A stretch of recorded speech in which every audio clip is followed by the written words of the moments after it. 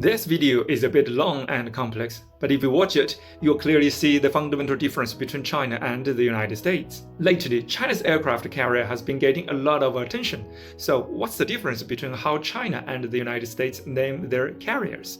Here's the conclusion first, because the economic base determines the superstructure. The way carriers are named is also different.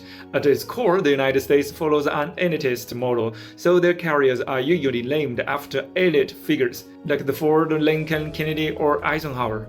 China, on the other hand, takes a people-centered approach, naming the carriers after provinces instead of individuals. Now, what do economic base and superstructure mean?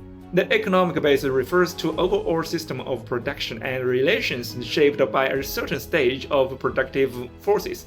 Yeah, I know, that sounds academic, but in plain terms, the Chinese word of economy, 经济, combines management and distribution. Productive forces determine management methods. Management methods shape relations of production, and those relations decide how resources are distributed. History gives us many examples. Around 3,000 years ago in Zhou Dynasty, productivity was low and central control was weak, so the state adopted a feudal system, distributing land to relatives who governed locally. The center provided rituals and laws, and as long as they were observed, society functioned. As iron tools and irrigation advanced, productivity rose and private farmland appeared. Around 2,300 years ago, Shangyang's reforms in Qin Dynasty recognized private land, abolished aristocratic privileges, and introduced the county system, shifting to rule by merit. This raised the efficiency and military strength. It shows that economic base determines the superstructure. Simply put, productive forces shape social systems. Let's fast forward. In 1949, after the People's Republic of China was founded, the country was blockaded by the United States and the Soviet Union. Productivity at that time was very low. Food was scarce, so China adopted a planned economy and a collective system. People didn't eat lavishly, and we tried everything to prevent people from starving. Later, industrialization improved productivity through fertilizer, machinery, and irrigation. With global changes, China seized the chance to reform and open up, letting some people get rich first to drive overall development. Yet, the state retained control over grain, power, water, healthcare, education, finance, and defense, preventing monopolization by capital.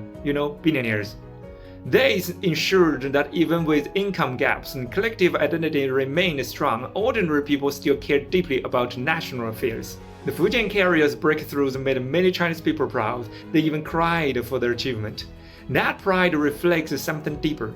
China's core economic resources are still in the hands of the state, which means the people, not capital groups. Jack Ma once tried to gain influence through capital, but failed.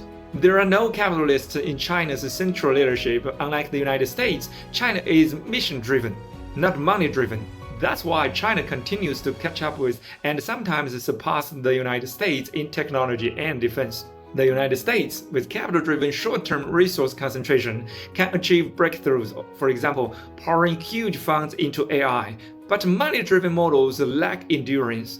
Today, people work for America's money. Tomorrow, they may work for someone else's. China proved otherwise 75 years ago in the Korean War. Despite America's 100-fold productivity advantage, China prevailed through collective willpower. So carrier naming is just the surface. Behind it are industrial and cultural differences, reflecting divergent national goals. The United States relies on capital, China relies on mission. Let's think it this way. China's monument to the people's heroes honors the people. Everyone is included. America's Mount Rushmore carves out Washington, Jefferson, Roosevelt, and Lincoln.